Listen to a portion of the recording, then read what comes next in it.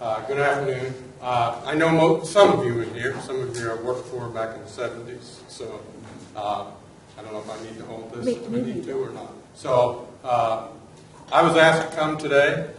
Jeff Willman was going to do this presentation, but he asked me to do it instead. So we'll see how this goes. I'm pleased to tell you that our summer planning for water demand and water use is going real well this year. All our plants are in service. All our reservoirs are full. Drought management plan is in place. And we experienced the 2012 drought. And that helped us kick a little bit to looking at water resources planning for our utility. Now, that doesn't mean we've looked at water resource planning for the state. It is basically for the region that we operate in, which is central Indiana.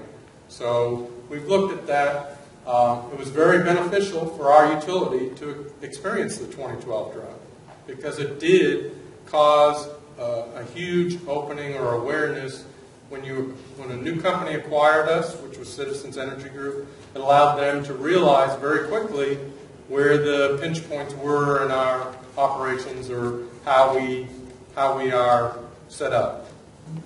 So I'm going to talk about our water system background. I'll talk a little bit about our water resource planning.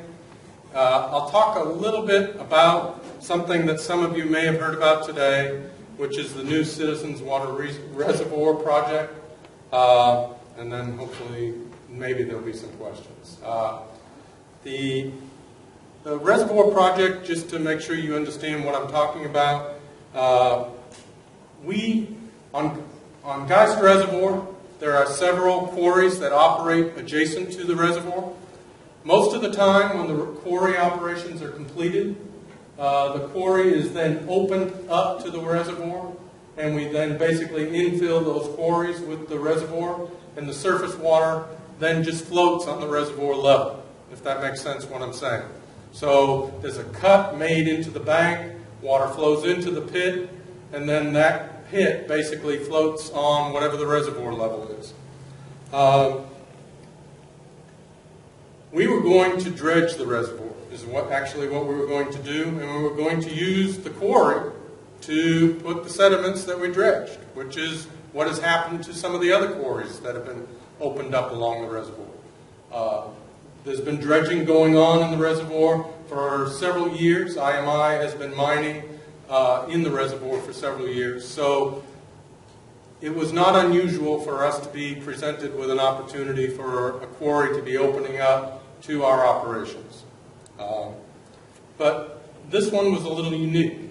And the reason this one was a little unique is it was 235 feet deep, solid limestone, and it's 88 acres. So that'll help explain why we did what we did. Citizens Water, I think most of you have seen these slides before. If you want me to go through them quickly, I can. But we have 305,000 customers. We wholesale to 8 water utilities adjacent to our system. We currently have 4 surface water treatment plants and 5 groundwater treatment plants.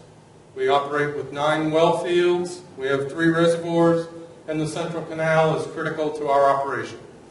Our average demand is 143 million gallons a day, and our peak, which occurred about this time in 2012, was 232 million gallons a day.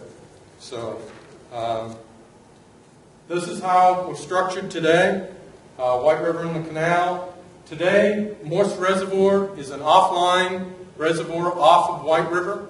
It supplements flow to White River during low flow periods in White River.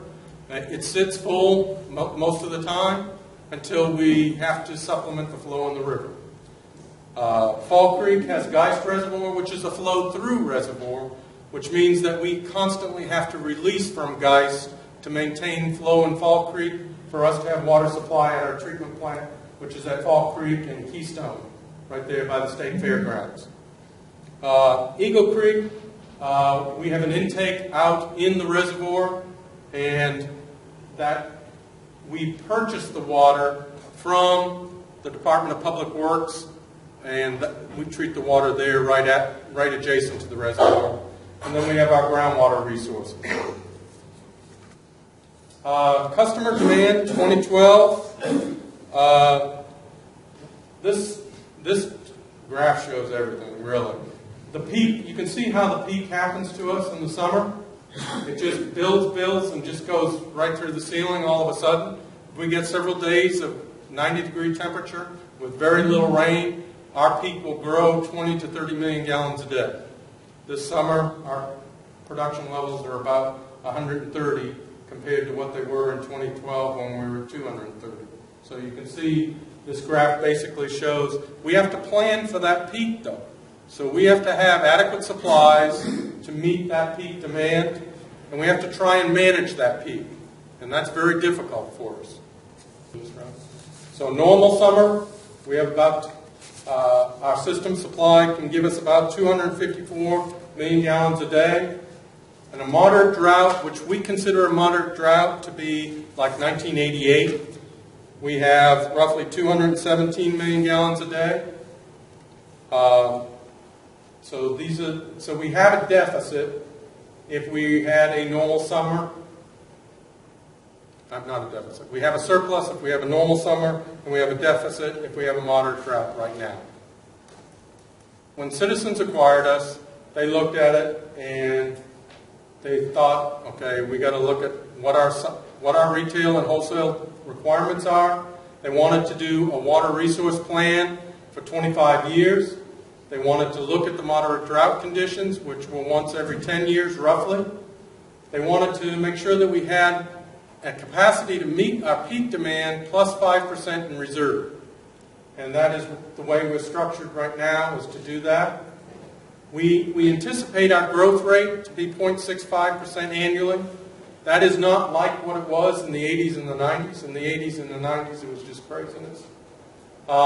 We also look at the evaluation of all the options so we can determine which are the lowest cost resources. So we're looking at the cost per million gallon to develop those resources. And we also want a diverse resource mix. We can't be all dependent on surface water, and we can't switch all to groundwater. So we have to have a diverse source of supply mix, and we can't have it all coming from one source either. Right now, 60% of our system supply comes from White River. So today, we are very heavy on the White River supply. This is how we went and put together the integrated water resource plan. You can see that on this, we're looking at the deficit, that we can resolve a portion of this by asking for conservation. So a portion of our water supply needs, if we get into a drought condition, can be met by asking for conservation. But we have to go back and look at what assumptions we've made, and we have to look at also what future water usage patterns will be. We're seeing declining base use. Our base use is going down roughly 2% a year. So in the non-irrigation months, we're seeing a decline in our base usage. But in our irrigation months, depending on the summer, our demand keeps going up. So we also are seeing a shift in how future generations want to live. We're seeing more people moving back into the inner city and less people moving out into the country and developing homes with large yards with large irrigation demands. I don't know if that will continue. I don't know where that will go. I can't predict that. So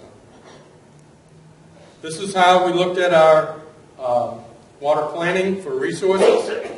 We looked at conservation. We looked at voluntary restrictions, which is our asking people to curtail watering to odd and even days. We looked at system optimization, and that's how we rotate usage between the different well fields. We have to give those well fields some time to recover.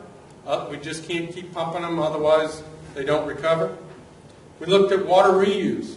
Water reuse is not what you think it is. It's not toilet to tap. It's where we have already captured the water in our treatment process. And right now, today, we discharge that through our NPDS outfalls back to the streams. Instead of discharging it, we're recapturing it and sending it back through the treatment process. And this is basically associated with our backwash recovery, sludge blowdowns, those type of things in our treatment process.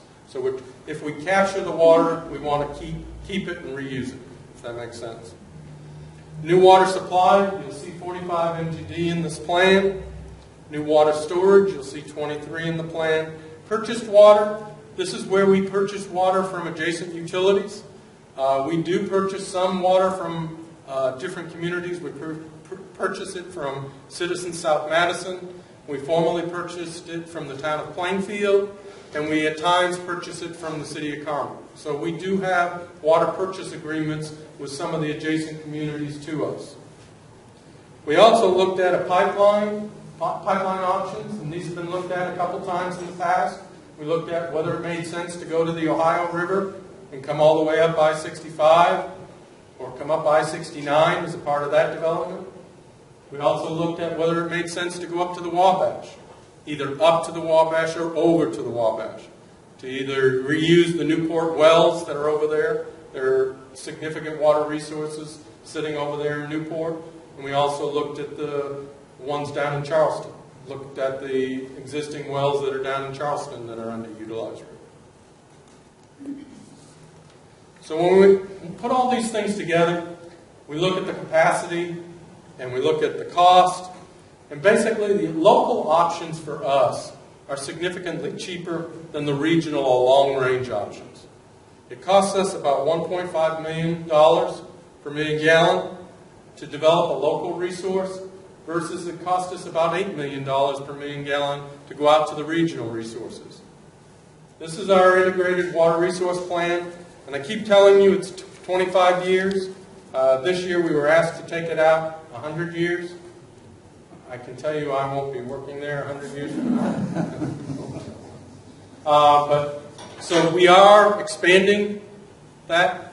So we're looking right now to take it from 25, 50, and 100 years. So we are going to have a longer range plan that will incorporate other options. So again, water-wise, conservation is in our plan, and it needs to be in our plan. Voluntary water use restrictions are in the plan.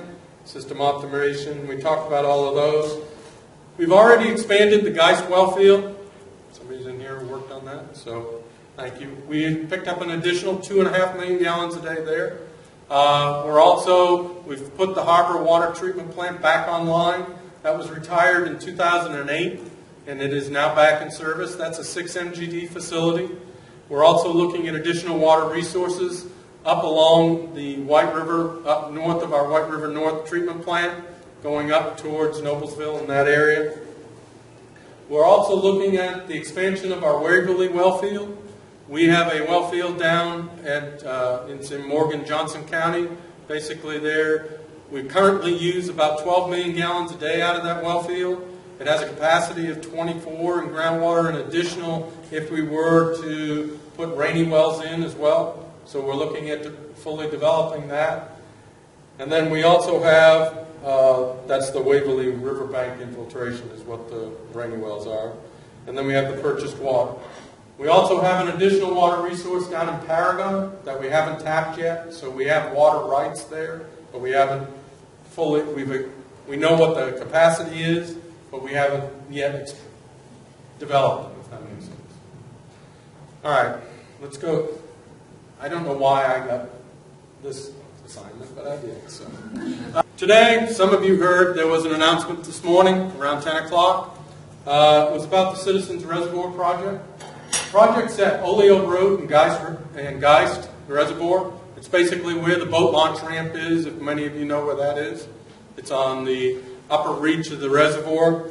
There's a quarry there. Many people didn't know it was there. I have one employee who's parked his boat there for 25 years in one of the parking spaces, and when we cut down the trees this past week so they could see the quarry, he never knew the quarry was right behind where he was parking his boat. But anyway, it's an 88-acre site. There is a 9-acre site to be left there for a treatment plant. The quarry depth is 230 feet.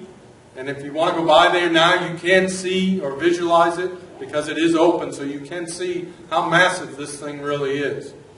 The water storage capacity is 2.7 billion gallons. which is about 40% of the Geist Reservoir capacity. Our intent is to develop a treatment plant there and use that source of supply to give us about 20 to 25 MGD for summer demand. So that is the intent of that quarry. It's to be used for that. We do not intend to have it float on the reservoir. We will fill it from the reservoir, but we'll isolate it from the reservoir so that we can use it as storage, if that makes sense. So it should help us to satisfy roughly, 10 to 15 years of growth. Depending on how things change over the next few years, I don't know. So, this is a picture of the site as it is today. Basically, you can see the quarry operation still going on in there, and they will continue up until 2017. So the quarry operations will continue until 2017 in that pit. There are several evaluations that are ongoing now. Basically, the geotechnical, structural, and hydrogeological evaluations. We have to determine, do we have to support those faces, or can they stand on their own? So we have to evaluate that. We have to look at the mechanisms for connecting the quarry and the existing reservoir. What permits are going to be required? How is that going to be done? Is it going to be a gate? Is it going to be a pump? It's not determined how that connection will be done to the reservoir. Also, we have to evaluate how we're going to manage the quarry water quality so we can avoid eutrophication issues and water quality issues, taste and odor, those types of things. That's another picture of it. You can see there is some groundwater that flows into this. There's not a lot. It's about 4 to 6 MGD. But there is groundwater that does flow into this quarry today. Today they pump it out. There's a pumping system there today that pumps it out into the reservoir. But there is some groundwater that flows into the quarry today. That's basically what it's going to look like. I hope it's not that green, but we'll see. There's going to be some type of gate structure. Don't take that for gospel where it's going to be. There's going to be some type of gate structure or something to connect it back to the reservoir. And the treatment plant site will be there along Oleo Road there.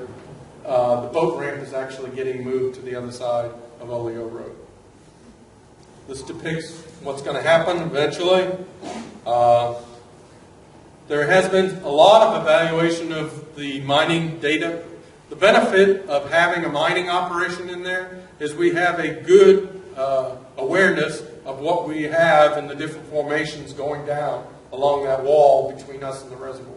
So we have very good data as to what was in there. Probably the best data we've ever had. So basically, there is a feasibility study ongoing right now. This is to confirm the quarry viability, both the technical and financial, the assumptions we've made. The study scope will include the geotechnical investigation, the soil stability, erosion control, all of these things. We want to make sure that water quality, we can maintain the best water quality we can in this storage reservoir. The rock stability analysis has to be done. Water quality, again, hydrogeological. We have to look at treatment options and processes. This may not be a plant that has to run 365 days a year. It may be a plant that operates seasonally. So we have to evaluate what type of treatment plant is best for this location.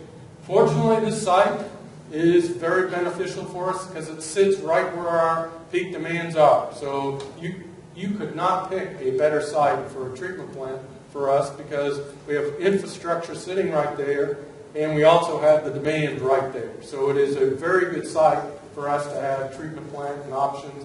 It will reduce our power costs and whatnot because we won't have to be moving water long distances to get to these locations. So the treatment options, I don't envision this to be a conventional plant, but I don't know what options there are several options being evaluated today.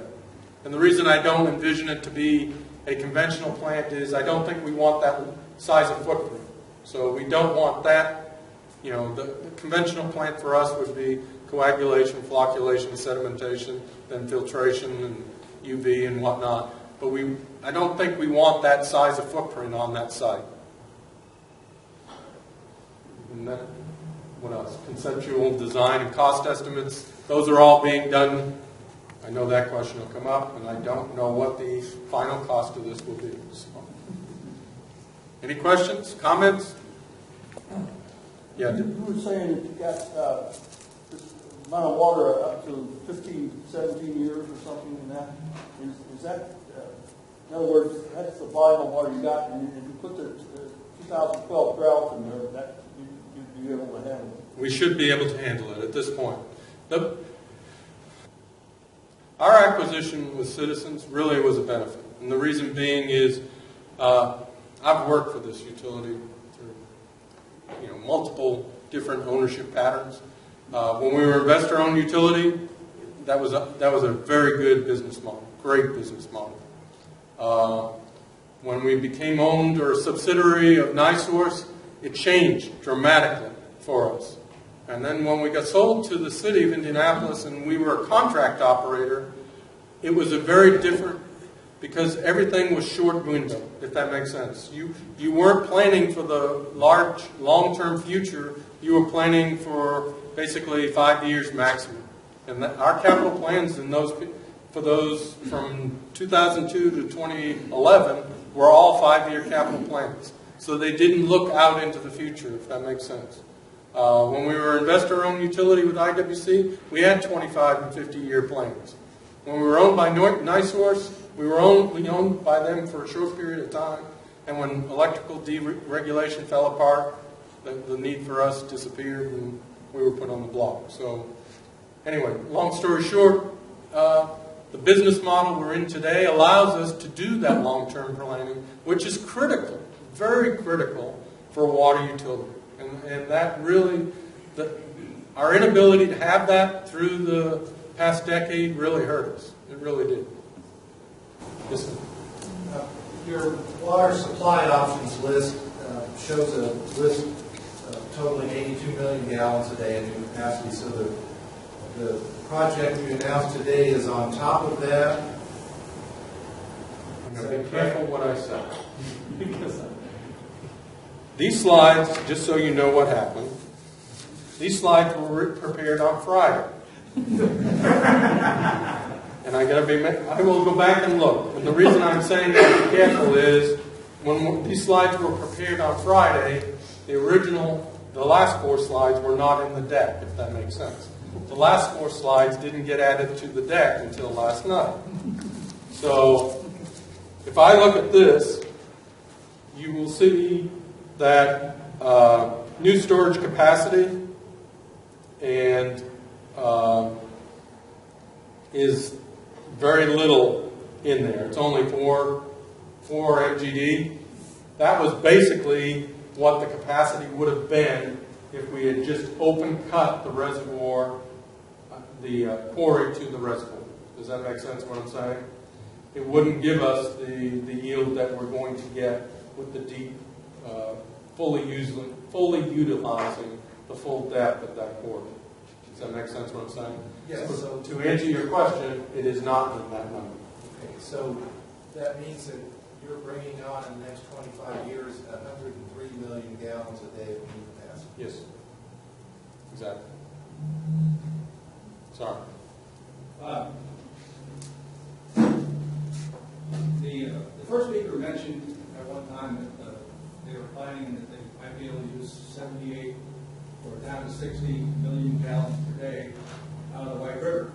I did a little calculation looking up the USGS gauge in Muncie. 100 cubic feet a second is the median over the last 83 years for Muncie. And that calculates out to 54 million gallons per day. So, at the very least, we're taking a very significant amount of water out of the White River if Mounds Lake is constructed, which would mean there's less water in the White River, and you use 60% of it already.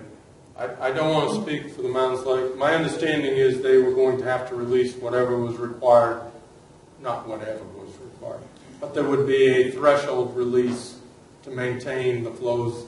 We're not the only ones that need water downstream. Yes, we're one of the biggest users, but IPL also uses it for the Harding Station. Citizens Thermal, which is another division of Citizens, uses it for the steam plant right there in downtown Indianapolis. So there are a lot of water users as you move downstream on White River. And as you get down to Martinsville, there's another IPL station right there as well. So we're not the only users of water in the river, if that makes sense. And the thinking has always been that the presence of the reservoir would regulate that flow, and you'd actually have more flow in the White River during dry summer months. We've all seen the White River when it's very dry during summer months. And the thinking, could be that you could release additional water during summer months to allow, be it citizens or these other users, to pick up that water and keep their processes going when they might have to turn those treatment plants down or look at other resources. This is the prevailing thought. I guess I would like to ask one question of you before specifically is Citizens Energy has not made any statements on the Mounds Lake Reservoir. Will you be making any statements I about will that? not be making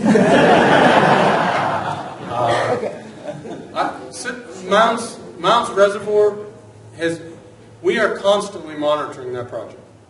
And the reason is it does affect what's going to happen in the river. We have to be aware of what's going on there. We have to be evaluating whether it's going to go, whether it's not. And we have to evaluate whether it plays into our long-term plans or supply plans. So I don't want to say that we're not evaluating and monitoring that project, because we do. We watch it very closely. So. And I would say, and I'm not speaking out of turn here, I mean, there are a lot of conversations between different parts of the project and different individuals at Citizens, just to keep them abreast of what is going on, and vice versa as well. So. Okay, well, let's take it.